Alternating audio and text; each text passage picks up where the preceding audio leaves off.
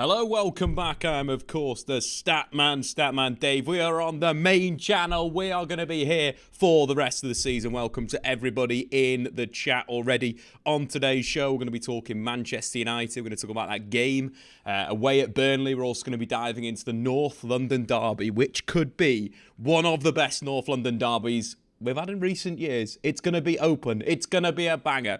We're also going to be diving into West Ham, David Moyes' West Ham United play Liverpool this week. All the good stuff, as well as getting into the chat and answering any of your questions. First up into the chat, Alexander Samaras. Hey Dave, would you ever have a meetup event? And you know what? We should do that. We should get down the pub, talk some football, and have a good old time. Thanks for everyone dropping around. Jimbo's in the chat as well. Nick, Little Messi, Mahad, the big legend, is here as well. But just for everybody, all the content that we are creating on the Statman Dave channel is now here. We're going to have videos on Monday, Tuesday, Wednesday, Thursday, and Fridays with this live stream. It's all sort of full steam ahead. You know what I'm saying? I thank all you guys for sticking around, for the support that you always give us. Of course, on the Statman Dave channel this week, we've spoke about Erik ten Hag. In the defence of Erik ten Hag, because things have got a little crazy this week. Manchester United, of course, have been kind of all over the place this season. But I do think looking at where United go long term, we're in a decent spot. I think we are in a good spot. I think the players will come good, and I think Erik ten Hag will get it right. The issue is if Manchester United bottle it. They've bottled it a lot recently. They've bottled it a lot over the last few years since Ferguson. If they were to sack Erik ten Hag, it would be the worst decision they've ever done. But guys, this is the first live stream in 1,759 days, or 42,216 hours. The last stream we did on this channel was PSG 2, Liverpool 1 in the Champions League. But we are back live every Friday at 3 o'clock to preview all the Premier League games and talk about the major talking points. Of course, today we're going to have a lot of chat about Mason Mount as well. Manchester United are without any natural right wingers. And for me, Mason Mount could be the perfect answer for Manchester United. Statistically, when you look at Mount over his career, actually comes out on top playing on the right wing. Very, very exciting. Shout out to Aiden in the chat as well. Big up Dave. Big up the Erik ten Hag video. Think things are blown up out of proportion at the moment. Stick with him. Keep doing the same thing. Yes, we really need to... United need to improve in terms of their play. That's one of my big concerns with the squad. And I'm starting to question some of the players. I don't know if some of them can actually do what Erik ten Hag wants them to do on the football pitch. That is a concern of mine. We know what Erik ten Hag can do. The Ajax team was one of my favourite teams of my entire life. I'm a 33-year-old male. I've seen a lot of football in my time. I've watched thousands and thousands of hours. That team was brilliant. United need to get to that level. That's exactly what they need to do. Stefan in the chat. Mount can't come straight back into the starting 11, though. You'd expect him to not. It depends how fit he is, doesn't it? Depends what they've done from a medical perspective. One of the things that came out today for Manchester United was that they haven't had a head of medical science for 6 months. It's insane. The club is insane. It's so broken. Erik ten Hag's doing well to get to this point. Adrian in the chat, if Mount shifts wide, who's going to replace him in his role, play the position? More energy, more running. I do think I'd like to see more of Hannibal. I really would. I think if Mason Mount's not fit to start, I'd bang Mejbri in there. I think he deserves it. His impact off the bench against Brighton was pretty big. He was aggressive. He was angry. Scored an absolute banger of a goal. And I'd like to see him play in that position if Mason Mount's not fit this weekend with Bruno Fernandes playing on the right wing. Bruno on the right wing is devastatingly good. I love Bruno on the right wing. I think it's a great position for him. Considering the form of Diogo Dalot, that's something that we're going to be talking about today is how well Diogo Dalot has kicked on over the last few games. I've always been a big fan of Diogo Dalot. I am Diogo Dalot FC chairman. I do think that the performances in recent weeks has been sublime. Arsenal, thought he was good against Brighton. Really caused Mitoma problems. Mitoma was quiet. He's been one of the best wingers in the Premier League. But all Brighton's attacks really came down the right with a Dingara. And that's where they created the opportunities. Mitoma was reasonably quiet. Dalot attacked him multiple times. Thought Dalot played well against Bayern as well. I just like what we're seeing with him. I really do. And he's going to get a run in the team. with Wan-Bissaka's injury, so it's not too bad. But let's kick into the action today, guys. We've got a lot of things to talk about today. Big questions coming in from Khalid as well. What about the 3-4-3 with Mount? So I don't think Man United's squad was geared to playing a three at the back system just because of the number of defenders United have had out injured. I don't massively like the idea maybe of Victor Lindelof slotting in and United playing a back three with Bruno Rashford. I don't think it works. This is the issue now. If we bring Mount in, we lose one of the other players. Does Bruno drop out? Does Bruno move into midfield? I think it's a good system. I just don't think it's right for this United squad right now with the injuries. I think United have got to play with an extra attacker either in the diamond, which very much could be with Mason Mount in that inside position. I just don't think the back three works quite now. The other option would be playing a back three would be having Casemiro as a centre half. Wouldn't be maybe the worst thing in the world. Could be an option in certain games, but definitely something to think about. I think the back four works right now just because of the injuries. But let's dive into the first section of today's video, which is going to be on Manchester United. Why Manchester United? Start that one again. Let's do a little bit of a refresh. Why everyone needs to calm down about Manchester United right now. I think one of the situations at the football club with everything going on, everyone needs to calm down about United. When we're looking at the problems at the moment, I think there's a lot of media looking at Manchester United and using them for clicks. I've heard of calls of sacking Erik ten Hag. I've heard overreactions after the defeat at the Emirates away, one of the best teams in the league, that if Garnacho's onside, Man United might win that game 2-1. You think about Brighton at home, one of the best teams in the league that absolutely outplayed us. With a pretty, unfit squad, Bayern Munich, the 4-3 result. There's a lot of overreaction at the moment to Man United results to get clicks, and we need to just stand a bit calmer and sit a little bit further back. Then the other thing as well is the injuries have been absolutely massive. You think about the players that have been out, Raphael Varane, Mason Mount, even Amad Diallo, who could have come into the team. We've got both fullbacks injured, Wan-Bissaka, Luke Shaw out. That in itself is a big part of why Man United haven't found form and fitness this season. And the third reason why Man United and fans around it don't need to overreact is that they won't be a serious football club anyway until the Glazers are gone. The Glazers are a massive problem at Manchester United. The way that it seeps down through the football club is so apparent. The latest thing about Man United not having a head of sports science for 6 months is absolutely embarrassing about the facilities they've not improved, the pathways, the academy, the underperformance of them. Watch Man United midweek against Bayern Munich. They were very, very poor at U19 level. There's a lot of things to look at, but don't panic. Everyone needs to just calm down. Let's dive through each of those points and kind of a little bit more of a discussion. The first one, the overreaction to results. So it's a real tough one because we are all so passionate about our football clubs, and it's difficult to not be react in a way where it's very emotional, it's very emotive. And we take a look at some of the some of the games in recent weeks that Manchester United have thrown away, or they've not really performed the same way. Go through the games. We start off at the result against Tottenham. It was a poor display from a Manchester United perspective, but United created opportunities. It was another situation where Man United have not taken their chances. In certain moments of the game where you score at that point, it completely changes the makeup of the match. From a Manchester United perspective, the Rashford chance inside 23 minutes. We've got another one, Casemiro chance, a Garnacho chance, Bruno Fernandes. There's some really good opportunities that Man United didn't take in the penalty area.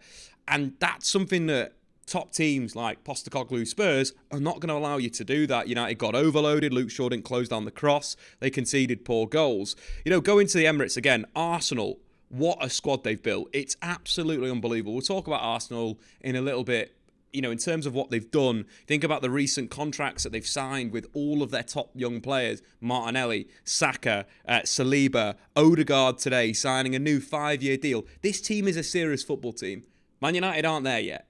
So losing 3-1 and having a chance to win this game 2-1, it's small thing. It's kind of minute in a sense. And they're tipped to challenge this season, so I don't think there's that much of a problem. And as we previously mentioned, if that chance from Alejandro Garnacho is onside, that changes absolutely everything with the makeup of this. United go into the international break, they're flying, they believe in themselves, and I do think the players need to just stop being so weak. Like, just stand up, you concede a goal, cool, get back in there, we're going to score another one. I don't understand why some of these players that have been at United for like 4 or 5 years, where we've seen brilliant comebacks under Solskjaer, brilliant comebacks under Erik ten Hag, why do we not believe? It's simple belief. Just believe in yourselves. You're great footballers. You're at Manchester United. Let's move on to some other games. The Bayern game was a weird one. I'd say one of the weirdest games I've ever seen. You know what I mean? One of the weirdest matches I've ever seen Man United play. For it to finish 4-3 was concerning, because United could have lost, 6-1. They could have won the game. There was chances. You think, Pellistri had 2 massive chances on the back post. Again, we're not in a massively bad spot, but Bayern haven't lost a Champions League group game in a decade. The 20th time in a row that Bayern have won their opening match in the Champions League. 20 wins, aggregate score of 51-5. So United, in fact, have scored 60% of the goals that Bayern have conceded in that run of 20 games in their opening match in the Champions League. That isn't too bad. That is not too bad. And United are going to, go through these games and maybe not perform in certain matches. There's still a lot of work to be done on the squad. I think that's a big thing. But some of these matches are quite close. What I want to see personally, is better football. I think that's where we should all start. There's no point in being a team like a Mourinho team. We've been there, we've done that. Yes, we won the Europa League, but I tell you what, football, awful. Louis van Gaal's football. Some parts of it were going the right way. I thought we pressed very well, but the possession was awful. United need to work on the football side of things, because in these games we mentioned here, where United have had chances but not really played that well, if you change it the other way around, where United play well and have the chances and then lose, as a fan base, we're not overreacting. We're kind of chill, we're kind of calm, we're kind of relaxed. And that's what United need to do. The combination play needs to be better, either in this 4-4-2 diamond or either the 4-2-3-1 with Mount on the right-hand side. I think either of those shapes, United should be able to interchange in games, which should get them into a better spot.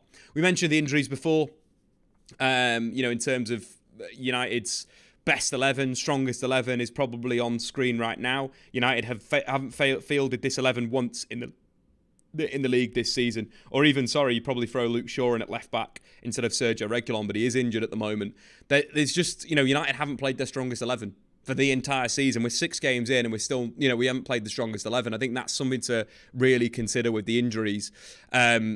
And it kind of builds on the back of the squad and the balance of the squad and the players that United have bought. You've signed 2 players that are injured. It's just a weird one, and it does come back to the conclusive part of this is why United fans shouldn't overreact at the moment. Is the Glazers have just ruined a lot of things at the football club. They have underspent basically everywhere. We mentioned the academy, and it's really sad to talk about because I don't want to be so kind of negative about Man United's academy, but the players aren't coming through at the moment. And I think that's a big part of kind of where United really need to start thinking in the long term, because, United should be winning, getting to the quarter-final, semi-final of the UEFA Youth League season after season. City do it, Chelsea do it. You look at teams that I watched this week, Benfica and RB Salzburg consistently get to last stages. So do Porto, so do Sporting Lisbon. United should have massively more resource than these football clubs, just because of who they are. They're apparently, according to the Glazers, a 10 billion pound company. At the moment, they're not performing like that. You go through these teams, and every single season that you watch these teams, there's players that come out. Joao Felix's brother, was simply sublime against RB Salzburg. 4 shots, 7 chances created, completed 94% of his passes. A sublime player. But also the style is good, the football is good. I liked a number of the players in both teams. It's just a different spot to looking at Man United versus Bayern, and they were very poor. And that's where United need to be spending cash on the academy, because you don't fix this overnight. This is a massive long-term thing that Man United need to spend money on the academy for like 5 years in the future, for 10 years in the future. And that has been one of the Glazers' biggest failings, in my opinion. They've absolutely ruined it. The frustration is when you speak to kids around Manchester of a certain age, when you're coaching, grassroots football. City is the club. Better coaching, more money, better exposure to a high-level environment. That is what is happening at the moment, and it needs to change. Like, why are Man United not competitive at youth level? They're just not. I don't know. Anyway, I thought we had to talk about that. There's been a lot of frustration over the weeks. Man United is kind of in a real interesting spot. I'm going to jump back into the chat now and see what you guys thinking about that. Not a surprise we lost to Bayern, a guarded viewer. Aidan, do you not feel Bayern just coasted through the game and turned off when they needed to? It genuinely kind of felt like that, Aidan. It felt like they could have beaten us, by 6, by 7 goals, and they've got a bit of an issue in their sense that right now this Bayern team coasting at 3-1. They don't really look like a team that's going to be capable of winning it if this happens. United never ever should have got back into this game, and that's something that Thomas Tuchel needs to work on, because they were far too open at times. You think about the combination play and the space in between the lines at times, especially at the back end that second half. It was far too open for Bayern, and that's a worry for them. I really do think it is a worry for them. Also from Aidan, where is the style of play we saw against Spurs at home last year? We looked awesome playing up, back, through at times. I think there is a few concerns for me right now. I think the form of some of our players has been nowhere near the level. I think Bruno's form could be massively better. Casemiro's form at the base has been poor. One of the big things that I was thinking about today, though, Lisandro, he's not been at the level that he was last season. He's obviously come back from a pretty bad injury, and he's not played much football since that injury. But something that I think we're lacking is centre-halves carrying out from the back. We're not seeing it, and that would change the build-up, and that would be a big thing. Lisandro, if you're watching, the Butcher of Amsterdam, you're better than that. You've got this. Come on, it's game time. Stop messing about. There we go. I thought I'd, have a little conversation with him, guys. Obviously, Lisandro, a big fan of the channel. If you guys are new around here, smash that like button and do get into the comments. The Butcher of Amsterdam now. Bayern are beatable. Hope we can get over them at Old Trafford. Eddington, I think we could beat them at Old Trafford. I really do, because we have been awful in our first 6 games. But the level could massively go up. It really could. Rashford, yeah, it's a great example of a player that's not hitting the level. There's a clip in a minute that we'll analyse where it's just not quite right with Rashford. It's just a bit weird where kind of really step up and kick on in a sense. He really does in there. Mohamed, Bayern created a lot of TV. I think we are back. Supposed to be great internet in Manchester. Apologies. I think we're back now, guys. Do let me know in the chat. Obviously, we just want to talk about football. The internet needs to go. I am back, I believe. There we go. Should be good. Yeah, just give it a little refresh, guys, if it's just lagging a little bit. Should be good. I think we're getting a bit of a keyframe problem as well on our side, so we'll address that, obviously, for next week. It's been absolutely fine for like 2 seasons, and then we put it on the main channel. Somebody doesn't want us to speak about football, eh? Are we getting attacked by the Glazers? Could be.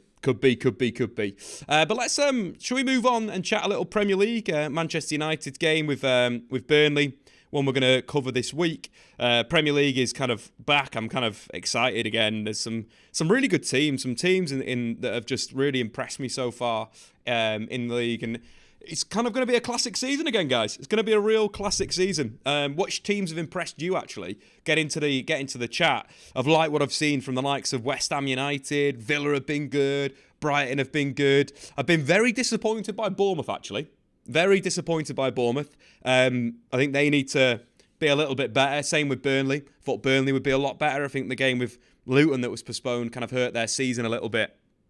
But looking at like Spurs been brilliant this season. Arsenal have continued. City have revolutionised their forward line. I was at the game against Red Star midweek. They created so many chances. They look so good. And you know one of my favourite players in the Premier League right now? Julian Alvarez is brilliant. I am so gutted United didn't buy this kid. Like, United's forward line will be sorted for the next 20 years if they bought Julian Alvarez, as Ralph Rangnick did tell Manchester United. But for some reason, they didn't fancy signing a, Argentine, potential World Cup winner for 17 million.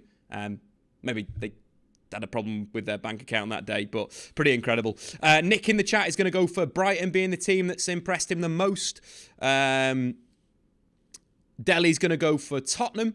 Coach Con, Brighton got smacked down back to earth in Europa. Lovely to see. Why didn't United back Rangnick? Why from Mahad? Absolutely crazy, crazy times. Question from Ease in the chat as well. Do you think Ten Hag will get De Ligt in Jan? So the news that came out today is that Matthias De Ligt is kind of questioning Thomas Tuchel and his selections. So far in the Bundesliga, this season, it's been more of De Ligt on the bench. He hasn't really played too much. It's been more Upamecano and Kim has been the starting pairing. If United can get Matthias De Ligt, that would be a sensational bit of business. Like, let's not forget, this kid is like one of the best young centre-backs on the planet. He's just 24 years old. And remember, 24 is really young for a player of De Ligt's quality. Like, potentially got him for another 10 years at top level of European football. Imagine Lisandro De Ligt would be a great combination. Good question coming in. I'd love to see that. United need to sort it out. They really do. Guarded viewer, Manchester United, the most perfect team in the world. Yeah, I'll tell you what, the other player that was unbelievable during that game, Rodri is in a unbelievable patch of form. He is basically unplayable at the moment. Like, he was brilliant. The way that he anchored midfield, but did everything. The crazy thing with Rodri, 117 touches, 92 passes completed at a 91% completion rate, 3 out of 3 accurate long balls, 5 shots, 3 out of 4 dribbles completed, 2 out of 3 tackles won. Like, this guy is just a boss. Like, he is unbelievable. And I tell you what, if United had someone like Rodri, be amazing. Zach, why isn't De Ligt getting time at Bayern? Tuchel just prefers playing Upamecano and Kim. Kim's obviously brought in Eddington. De Ligt has fallen off, to be fair. I think there's a player there. I think it'd be worth bringing him in at 24. If Bayern see him as, falling off, then 40 million euro could be a great deal. I think that would be absolutely banging. For sure. Somebody, I don't think Rangnick would vibe with Ten Hag. I don't know what happened. I am going to speak to Ralph Rangnick. I'm going to go to Austria and speak to Ralph Rangnick because I want to know why. Like, the whole thing about Rangnick having a dossier of the players and, Rangnick giving that to Ten Hag and Ten Hag not wanting it was strange. Love to ask him that question. So, you know what? We're going to do it on this channel. We're going to do it. Stefan, Kim is obviously mint. Yeah, Kim could be playing for Man United if they weren't stupid. In there, it's a massive part of why United have failed this summer. Kim Min-jae available for 45 million quid. You just simply get it done. You don't even argue. You don't mess about. You just get it done. It's one of those things. It's a must. It really is. Ralph wanted Ten Hag as manager from Mahad. Nickel, De Ligt's trained with Bonucci, Chiellini. He's a beast now. That's the big thing. De Ligt has played Ajax, played Juventus, played Bayern Munich. That is an incredible education in football. And the players he's played, as I mentioned here from Nick, Bonucci, Chiellini, talent, real talent. Right, let's move on. A lot of waffling, not real waffling actually, real football chat. We're going to talk about our first game of the weekend, and that will be Liverpool versus West Ham United at home. Both teams, of course, featured in the Europa League this week. Both teams winning in the Europa League. Liverpool beating Lask 3-1 with a kind of experimental lineup. Darwin Núñez and Luis Diaz did the real damage. Diaz is a real part of that Liverpool attack at the moment. And I do think Darwin Núñez will come good, goal and assist against last missed 2 big chances, 5 shots on goal. He's a player that is just a chaos player, and he will get a lot of opportunities to finish. He'll get a lot of opportunities to try and score, but you need to keep serving him. But yeah, they won 3-1. Same with West Ham United. We saw a goal for Mohamed Kudus, who I am very excited to see play Premier League football for West Ham United. The space that he could get on the counter-attack, the classic deep defensive style, and then the explosive, dynamic, creative energy that Kudus has got. I am super excited to watch West Ham. That is so weird to say. The team with the lowest pass sequences of 10 or more passes in a row in the Premier League. I think they've only done it about 5 times, but they're direct. They play the football, the vertical football that kind of David Moyes is known for. I do believe James Ward-Prowse is a signing that Man United really should have considered. I think a lot of Premier League teams are going to look at this and think, why didn't we buy James Ward-Prowse? His delivery from set pieces alone is so impressive. 7 chances created in the Europa League, 2 assists on his debut in Europe. The danger from set pieces is worth its weight in gold. And I do think he's improved massively as a footballer. I think he's tenacious, he's composed and calm on the ball. Just altogether a great footballer. So, top signing. But let's talk about one of the Liverpool signings. I don't know if you've watched much of Liverpool this season, but a player who's massively impressed so far is Szoboszlai. Szoboszlai is probably everything that Liverpool fans want in a central midfielder. His work rate, his aggression, but his ability on the ball. And I think he brings a real creativity to the Liverpool midfield. You take what has previously been there. There's been energy with Henderson. There's been, energy and drive with Wijnaldum. Liverpool have never found that blend of energy, drive and creativity, but I think they've got that with Dominik Szoboszlai. Looking at his numbers, they're looking very, very good. 1.6 key passes per game, 1 big chance created so far this season, most dribbles completed and the most tackles. He's just everything that Klopp would want in a midfielder. He really is. Wins his duels, gets shots away, controls the tempo. 99 passes against Wolves. But the heat map is very, very impressive. The work rate, how he's dropping deep, how he's getting on the ball. You're looking at that engine that's that classic Red Bull model, the classic Red Bull engine that Manchester United could do with, getting some Red Bull engines in their midfield. Szoboszlai, of course, was available on the market. They didn't sign him, but he's really he's kicking on. And this Liverpool team is evolving with him. The build-up has slightly changed. They are more kind of rocking with that 3-man midfield with the inverted fullback. That was at times, but other times we saw Szoboszlai kind of deep in midfield. And Liverpool, I think the question with them is what's the best starting 11 right now? What's the best starting shape and formation? Because, you look at the starting 11 here with Curtis Jones and McAllister holding in midfield. I really like Curtis Jones. I think he's a really good 8 for Liverpool. But it's kind of like, is that the best starting 11 for them right now? Or, is it a slightly different shape and structure? Cody Gakpo's been playing through the middle as kind of like the number 1 forward at the moment. He started off in midfield. But in terms of Liverpool, their shape in a sense is kind of, with Trent fit and with Virgil van Dijk not suspended, very much that kind of, box midfield, Trent coming inside, Konate dealing with the flank, Robertson playing in a situation, Gakpo playing a little deeper, and kind of operating very much like a classic kind of 3-2-5 structure, which obviously is the trend in European football. But Liverpool, in fact, finished the game against Wolverhampton Wanderers in basically a 4-2-4. And we are seeing the return of 2 strikers. We've seen it at Man City. We're seeing it at Brighton, playing 2 forwards, 2 false nines, or 2 forwards that drop off the line that play 9.5. It is quite interesting to see whether Liverpool might go down that way, where we're looking at the substitutions Liverpool made against Wolves. Obviously, Harvey Elliott came on for Diogo Jota. We had Darwin Núñez on for Cody Gakpo.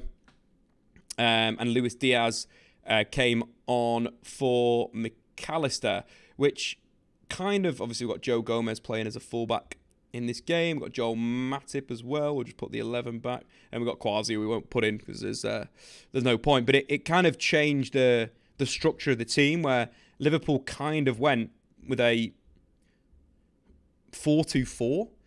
At the moment, I don't know if it suits Darwin Núñez. I'd quite like to see it with, Cody Gakpo maybe in that position. Nunez either wide or from the bench. But this is kind of very, very Brighton. You think about how they build their boxes at the back, and the strikers drop off the line to create that second box.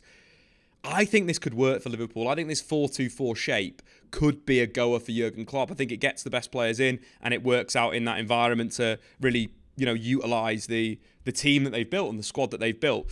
But going back to the game question at hand, there's a lot of chat about Liverpool. West Ham United are in a great run of form, and they're a fantastic counter-attacking team. And I think their recruitment, obviously it was super late, but it appears that, they've kind of got a number of players that could really start to, cause Liverpool some problems.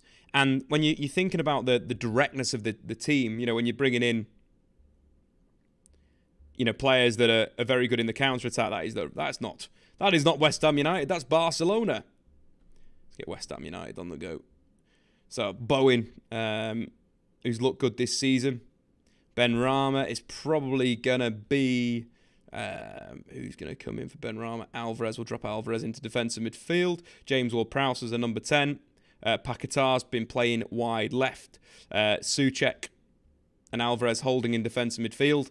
Emerson, and then we've got Kurt Zouma, Odegaard, Sefel, and Areola, who's had a great season. I think the big thing with this West Ham team that Liverpool may struggle to break down if they do play 4-3-3, as we kind of expect them to do.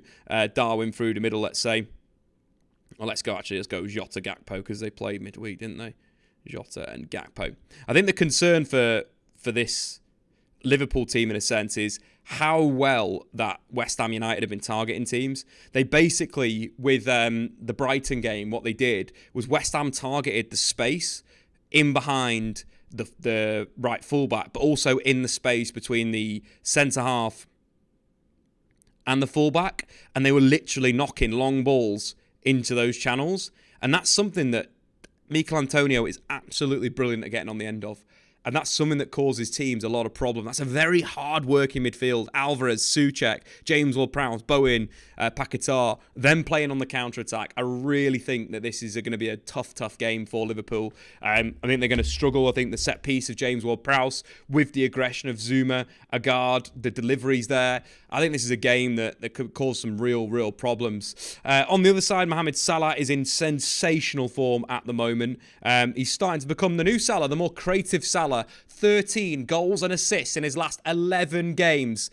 That, of course, is a whopping 8 assists and 5 goals, which is pretty decent right now. He's someone that is really, rocking from that left creation role, and he's creating for his teammates. Starting to develop a decent relationship with Darwin Nunez as well, which I think is Jurgen Klopp's really going to be enjoying that. Only Erling Haaland's got more goals and assists this season in the Premier League. He's created the most big chances with 6, 2 more than Pedro Neto and Bruno. Pedro Neto's return to form has been so good. I love Pedro Neto. Playing on the left-hand side as well this season. But yeah, looking forward to this game. It's going to be an absolute banger, guys. Get into the comments, your score predictions. James Ward-Prowse is obviously the danger for West Ham United. He's been in great form, scored or assisted in each of his last 6 Premier League appearances. For West Ham, most goals and assists, most big chances created, second most key passes, most interceptions, looking great. And with the balance of Paquetá, the tracking back, set pieces, I think this could be a corker, guys. I really do. I thought that Bournemouth caused Liverpool some problems at home. But get your score predictions into the chat right now. Magnus, Benrahma and Kudos as subs is scary for any backline. Magnus, imagine if Man United had those 2 players, but you are absolutely right. Kudos, I think, with space, with that ability to carry, you think, he could either come on left, could come on at number 10 for James Ward-Prowse, and then or like Alvarez and James Ward-Prowse goes deep. I think if you wanted to kind of move that round and go a little bit more offensive, a really good counter-attacking number 10. Janko's going to go 1-1. Chapsky's going to go for 2-2. West Ham could cause them problems. Mahad's going to go a James Ward-Prowse set-piece masterclass 2-1 to West Ham United. Eddington in the chat's going to go 2-2. A guarded viewer. I love Kudos. Kudos is a great little player, isn't he? So expansive and explosive. Really, really nice footballer to watch and enjoyable, you know what I mean? Mohamed's going to go 2-1 to Liverpool. Liverpool scoring 2 late goals. Excellent stuff. Excellent stuff. I think it's going to be a good game on Sunday for that one to watch. Good watch after a little bit tired. But the main game at 2:00, Arsenal versus Tottenham. Spurs have not won at the Emirates since 2010. Since then, they've played 14 times and not won. This could be an absolute banger. Game of the weekend. Ange ball versus Arteta ball. Postecoglou Spurs.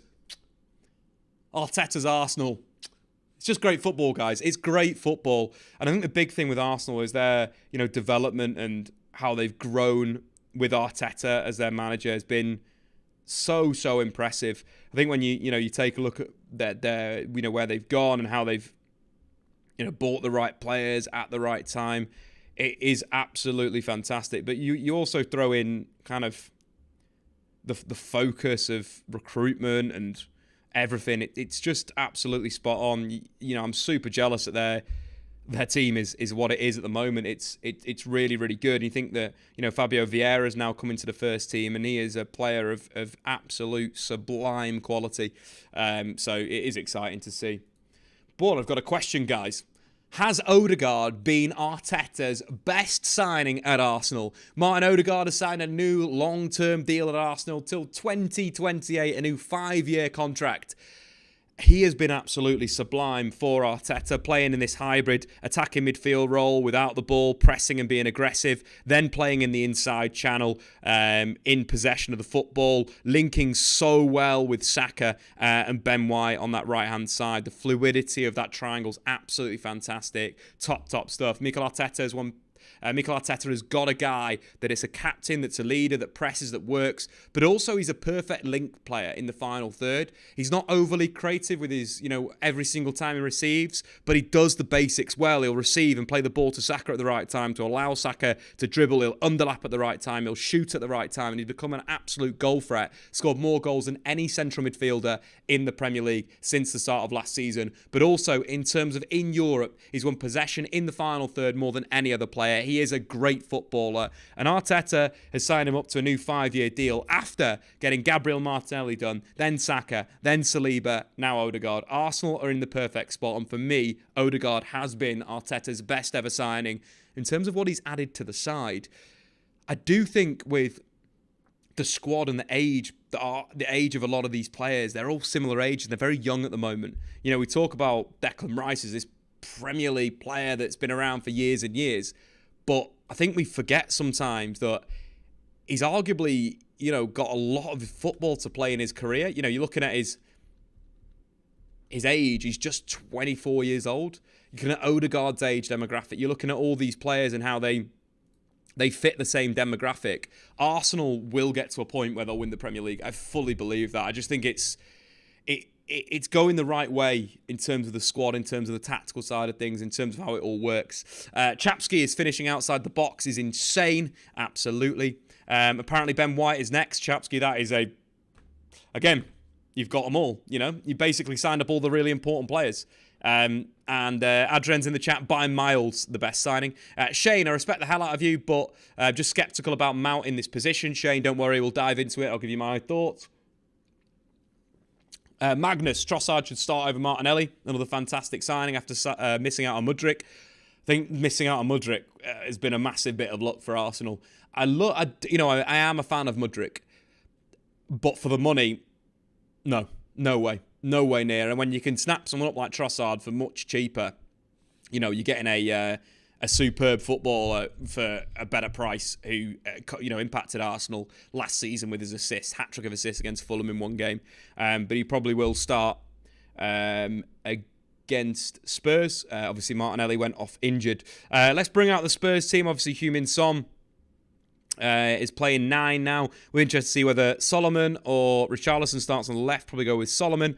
Sarr's been playing in a defensive midfield role. Bissouma has looked like one of the best midfielders in the league. Maddison has been absolutely flying. Udogie, is defensively fantastic. Romero stepped up.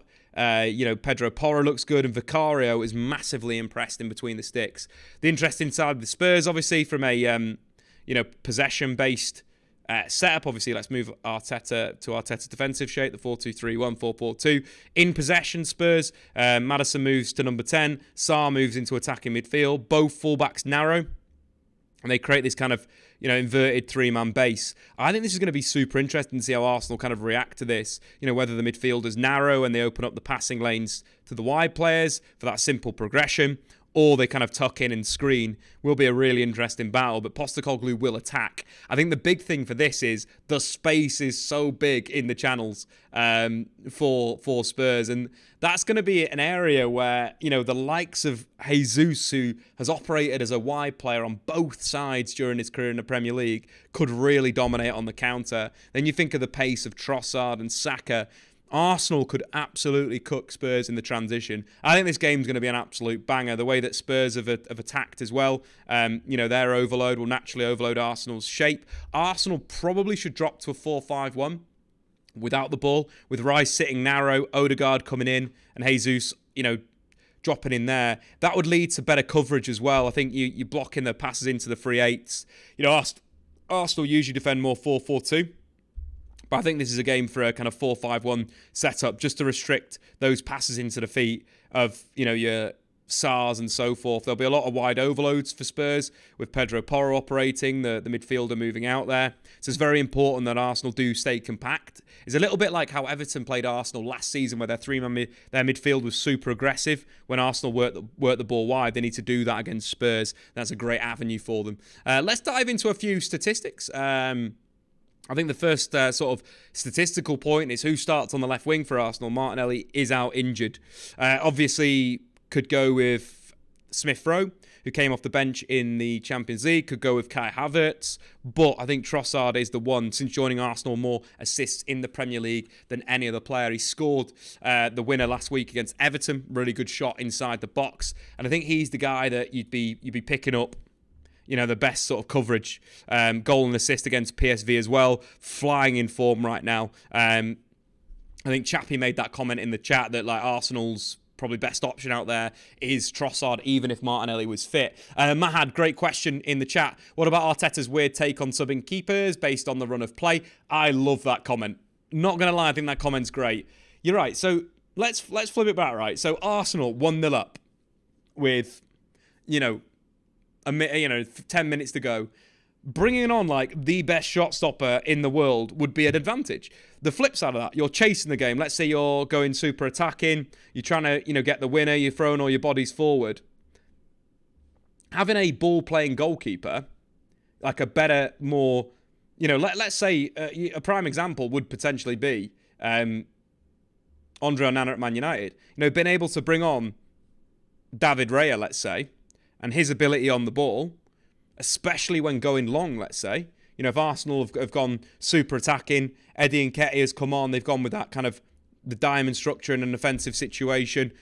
Having that ability to hit the balls long, like it would be, Raya to Tony week in, week out, it is quite important.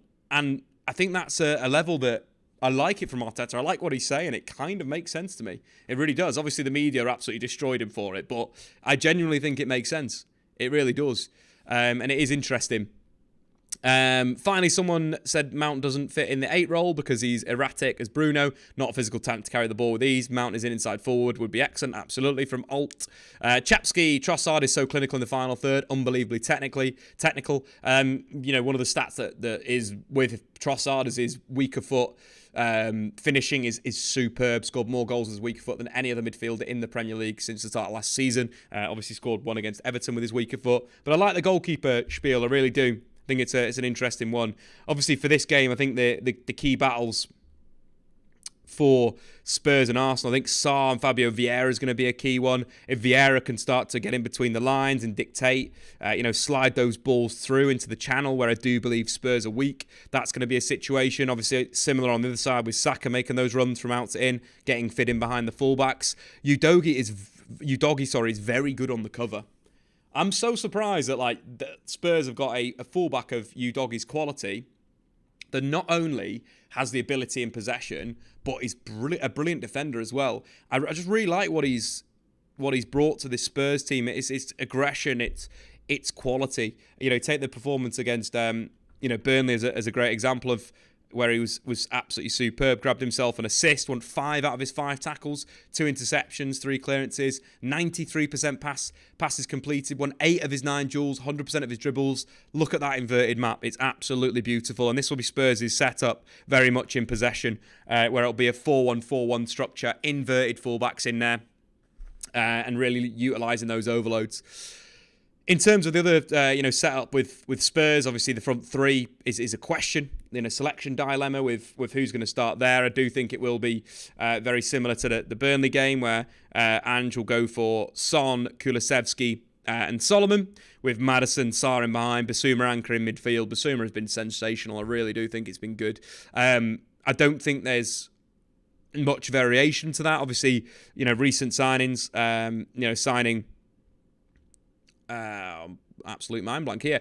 Brennan Johnson from Forest will be a good variation to Kulusevski. Kulusevski is that kind of classic, playmaking, dribbling, kind of agility guy, whereas Brennan Johnson will be direct. So having both Brennan Johnson and Richarlison off the bench could be big in this game. You think that last week out as well, Spurs kind of struggled to break down Sheffield United. It was 2 really late goals, but having that ability to have players off the bench to make an impact, and Richarlison, a goal and assist, his first goal in around 50-odd Premier League games, mad like that, was pretty sensational. Arsenal won't be dealing with that from the start, but will be dealing with it in the end.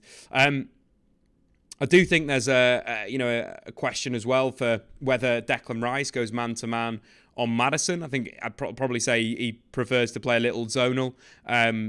Picking up James Maddison. We all know James Maddison is a threat in possession, but I don't think it'll be a man job. It'll be more of a zonal job, just because of the interchange of Spurs and the rotation that we see, and the width of certain players on the pitch. Then the other side of it as well is that Arsenal should naturally overload Spurs with how they set with Zinchenko inside, which should open up some space for Trossard and Fabio Vieira.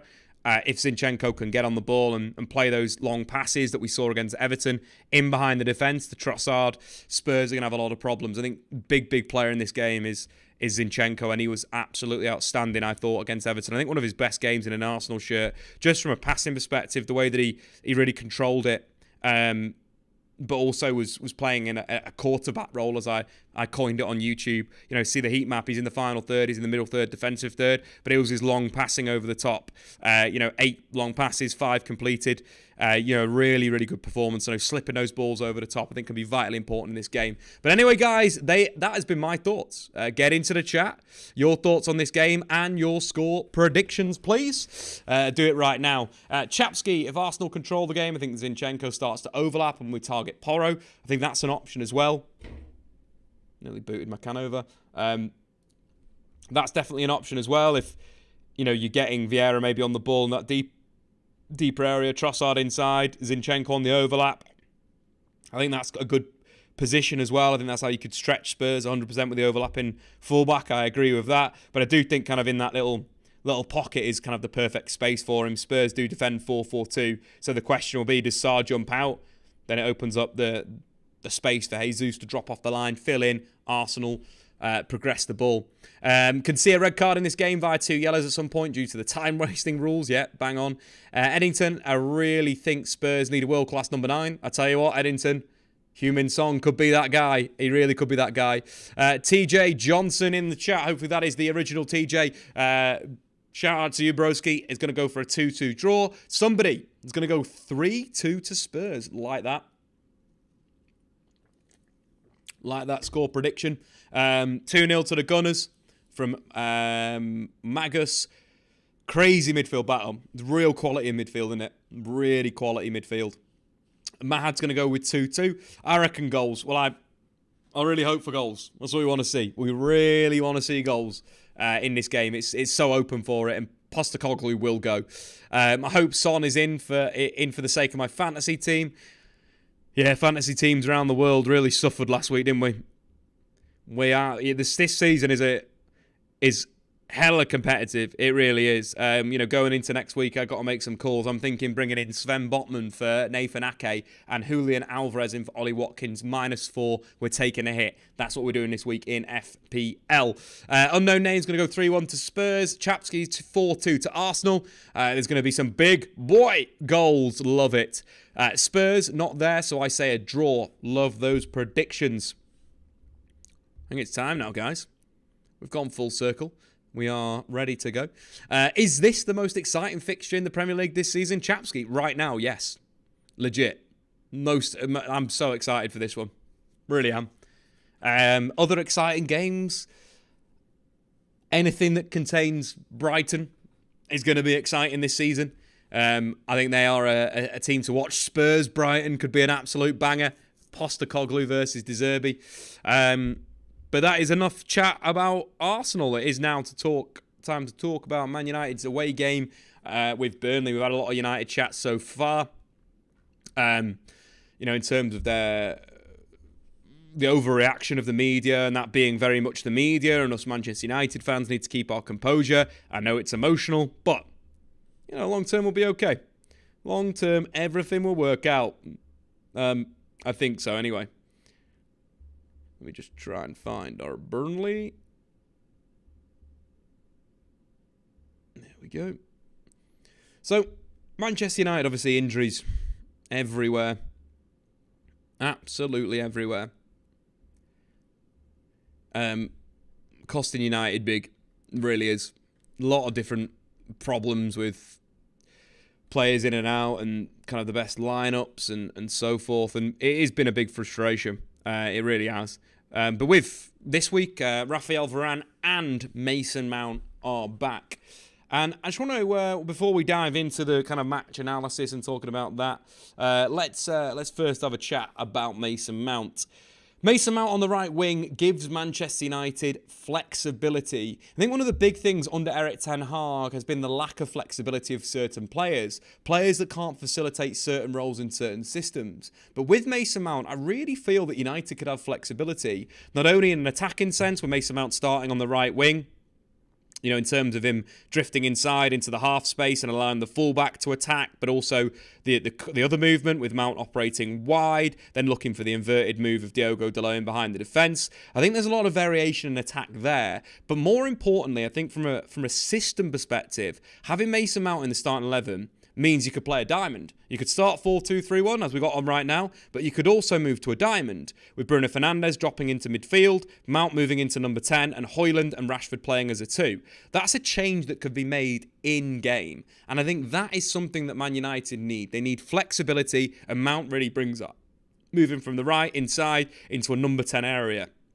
Mount is a good second striker. I'd say his biggest strengths are making moves inside the box and finishing and creating on that last line, operating wide, getting the ball into the box. And that very much could happen with a diamond. It would be super flexible to get Mount wide right, balls into the box. Also, you could have Bruno attacking on the edge. But Mount would bring big flexibility into Manchester United's system and formation.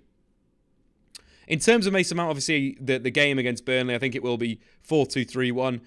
Eriksen, Casa, Bruno. I don't like that midfield at all. But that's what United have got at the moment. Obviously, long-term, Amrabat comes in and United's team changes. Amrabat plays as a half-back. Casemiro operates as a box-to-box midfielder, and we've seen how good he is there with his goal involvements. Only Bruno Fernandes and Marcus Rashford got involved in more goals since Casemiro joined the club than the big Brazilian. And I generally think he could be a great asset going forward. I really do. For Man United, kind of that box-crashing, central midfielder. I think we've seen that enough. We saw that against Bayern Munich. Didn't have the greatest game from a defensive sense, but scored twice. And that's maybe where Casemiro goes, higher up the pitch, compress. Our counter-press would be a lot better with Casemiro high. And you've got somebody like Amrabat holding and anchoring midfield. Obviously, we're not at that point yet to get there and so forth. But there's always a kind of a long-term vision of this being what United do with the flexibility, with kind of how United play and so forth. So it is good. But let's dive into Mason Mount a little bit more on the right-hand side. I want to go through a a few clips and have a little chat from an analytical perspective. So do get all your questions in right now. Is Amrabat available for tomorrow? I don't believe he is. Jack, I think he's still working his way back for fitness. Jake, do you think Shaw is an automatic starter once fit based on how Reggie looks? Reggie's been impressive. I don't think Reguilon was a good signing at all. Defensively, there is issues, but you've signed a guy on loan. I can't blame him too much. Got dribbled past 3 times in the game against Bayern Munich. Only won 2 of his 5 tackles. But he shows heart. He carries the ball well. He's been an attacking outlet. I can't fault him. I just can't fault the guy. I'd love to tell you that I can, but you know he's done as best as he can do. Thrown into a tough situation. Man United are a mess, but he's done all right. Yeah, and that's what I'm saying. It's very important for us to look at players like this that step up and try as hard as they can. That's all we need. All we really need. Matt had in the chat, Ten Hag said, we'll see when talking about Amrabat. I'm going to have to go and get on the phone, get on the blower, see what's going down. But let's start chatting Mason Mount. Mason Mount on the right wing, I think, is something that I really like. I think it's his best position. In terms of the right half space is where he thrives. We've not seen him enough there for Manchester United. It's one of those situations where I think there's a lot of things that are beneficial for it. No, not only Mason Mount, but the players in and around him, such as Diogo Dalot. I think with him in the team, with Mason Mount, will allow Mount to drift more inside. So let's dive in and have a look at some clips and do a little analysis. So we've taken a few clips from his days at Chelsea, him playing in this right wing position, and just some movement that I really like, or an inside right position in a 4-3-3. So Chelsea have got the ball. This is a game against Crystal Palace from last season. Mason Mount is just top of shot, just coming in there. Let's see if that looks better. No, we'll go with that one. Just top of shot. So he's just out of shot here, looking to receive the ball. Obviously, Thiago Silva uses his soul to control, trying to draw the press on. Then looks for Jorginho.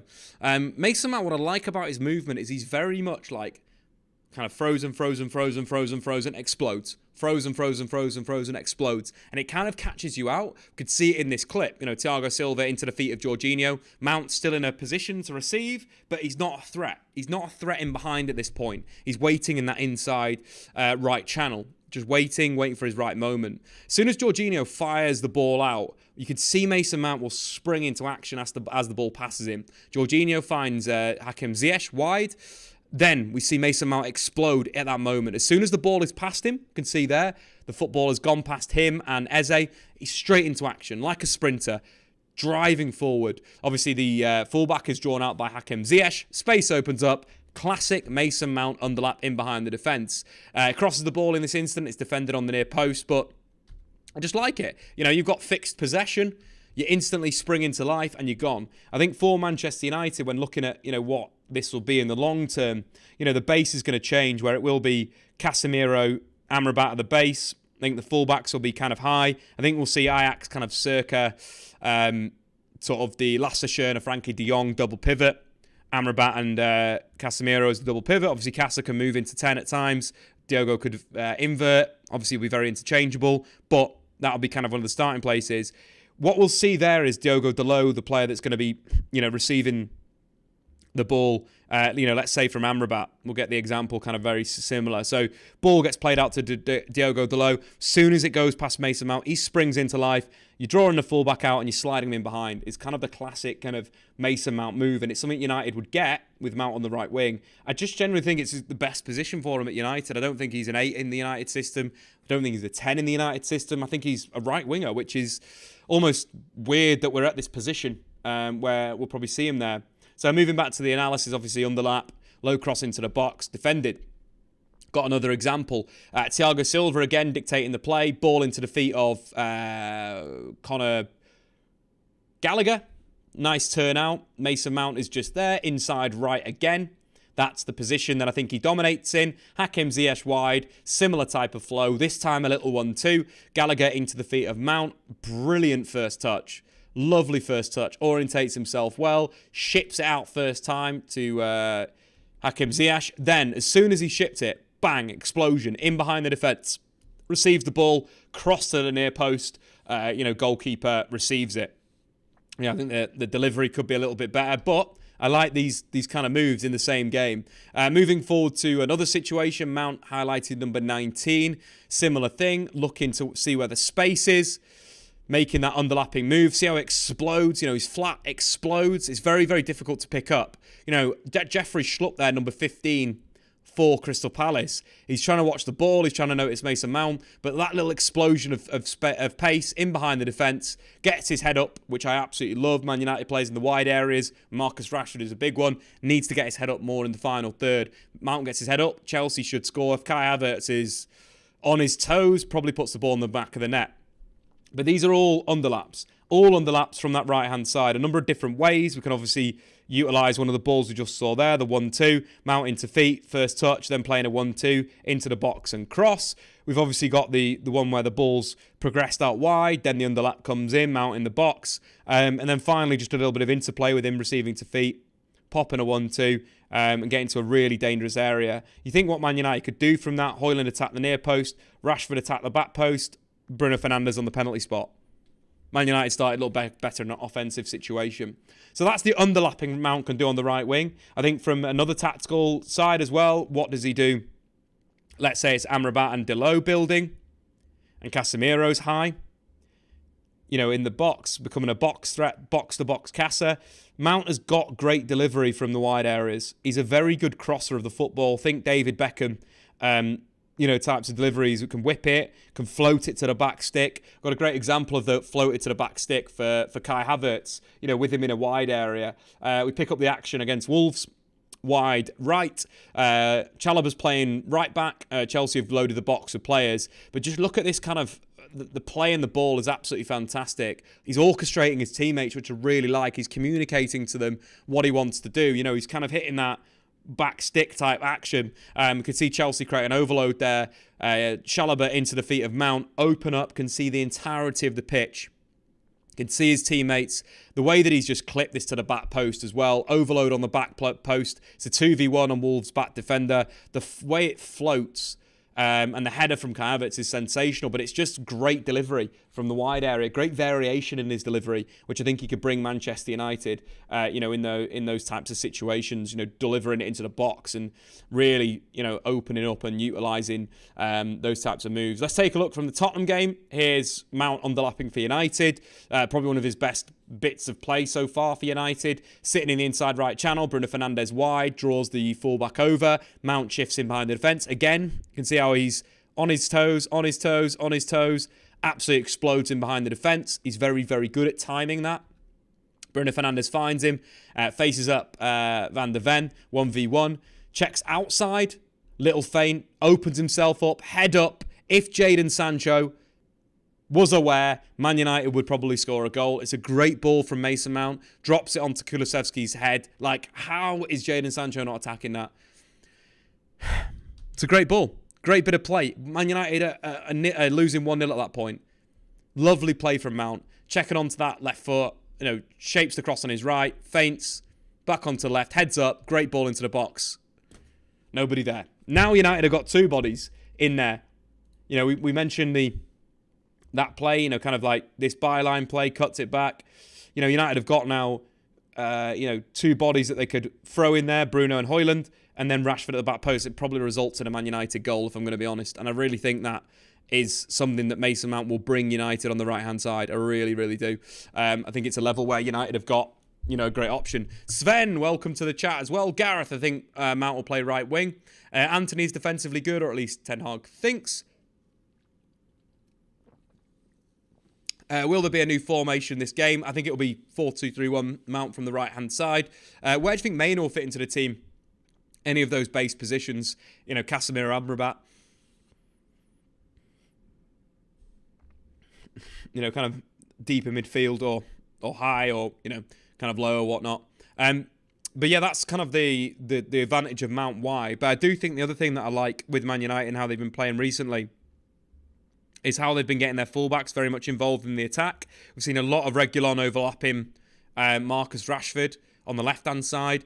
And I think with Mason Mount, we'll see a lot of Diogo Dalot overlapping into the final third. It's almost like classic play, classic fullback play, classic wing-back play that we've come to see from fullbacks, all over the Premier League. And I think with Diogo Dalot, his form recently has been very, very good. I've got a lot of different examples of him really, really playing well in the final third. And I think he's really growing. Defensively, very, very good. He's tackled 80.4% of the dribblers he's faced in the last year, which is ranks him in the top 1% of fullbacks in European football. But I think more importantly, his offensive game is back because of the systems changed. This was a diamond against Brighton. Casemiro firing out to him facing up Mitoma 1v1. A step over, which is starting to become a little bit of a trait. Nice little step over. Explodes on the outside. Great low ball into the box. Rashford should really score. But that width that Man United could create with Diogo Dalot high, either in a diamond, in the 4-4-2 diamond, which we could see, at times I mentioned before, Mount, Bruno Fernandes deeper, Mount as the number 10, Reguilon high and wide, Casa or Amrabat holding in midfield. That type of 1v1 play out wide versus a fullback versus a winger, massively, massively important. United load the box, score goals. Moving forward to other instances, another clip versus Brighton. This time was more of an aerial ball, found by Christian Eriksen. Again, beating Mitoma. Lovely flick with the outside of the boot. Explosion of pace. Goals on the outside. Another step over. Beats Tyrell Lamptey. Heads up football again. This is a frustration. This is something I mentioned before. Rashford has got to be attacking the back post there. It's a great ball from Diogo Dalot. Brilliant clip into the box. It just doesn't attack it. It's dropped into such a good area. And then you see, Rashford's reaction to it. It's just poor. Attack the ball. I don't understand why Rashford's not attacking the ball there. Flood the back post. It would have been perfect. United back into the game.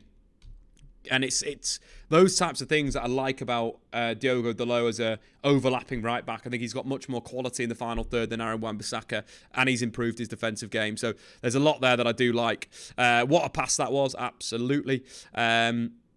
Gareth, apologise in advance, Statman. If I ever bumped you into Manchester, it'd be great. Absolutely, Gareth. We're going to do a meet-up, I think, at some point. Mohamed Højlund is such a breath of fresh air.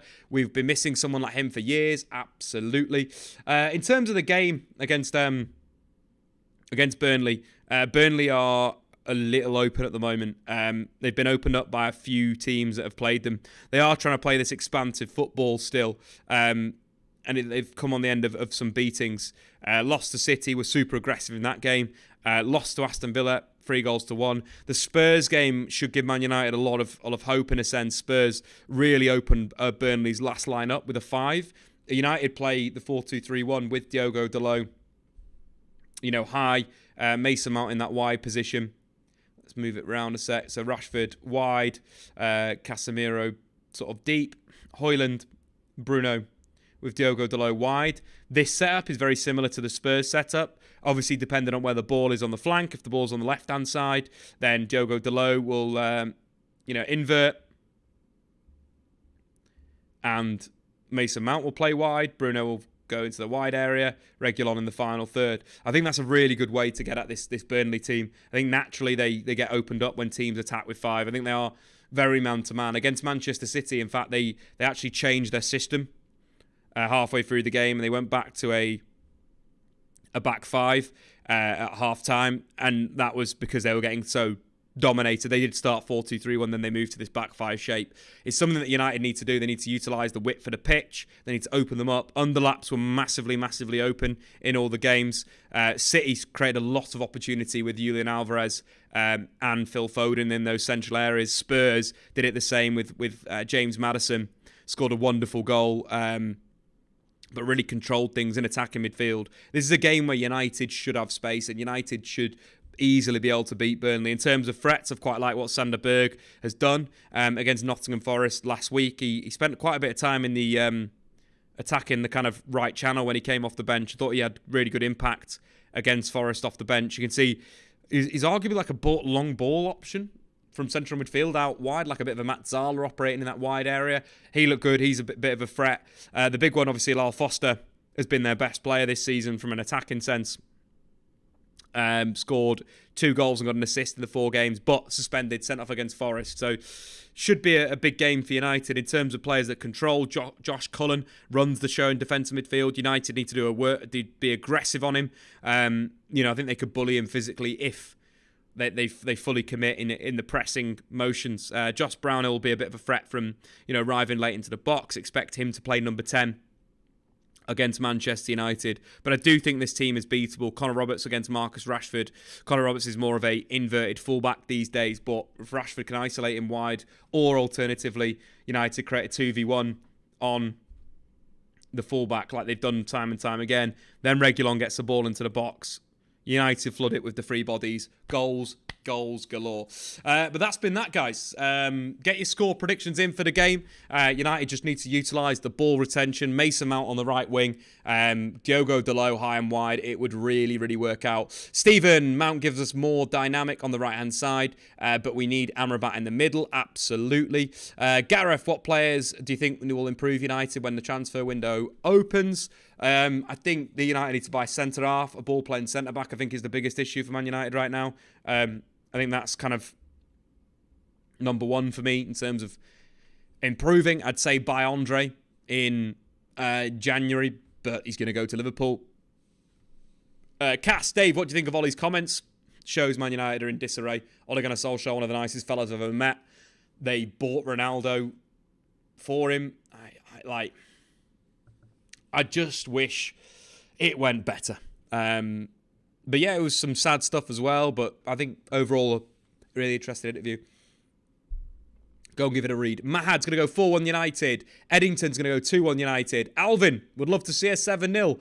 Cooper, United to win by 17 goals, sorry. Magnus going to go 2-1 Man United. I think I'm going to go 4-1 United. I'm feeling positive. I just am. Feeling real positive. But yeah, that's probably been that for today's stream. If you are new around here, make sure you smash that like button and subscribe. We've got the Premier League review coming on Monday and Tuesday. We're dropping a video on Wednesday on Arsenal. And then Thursday, more content. Friday, Premier League preview once again. Make sure you come every single Friday. Statman Dave YouTube channel for some lovely analysis. Building for the future, guys. We are building for the future. GG's in the chat. Much love, and I'll see you next week. Chaps, give a little free one. Ideal win for United to come back. Big dubs in the chat. Big GG's. See you.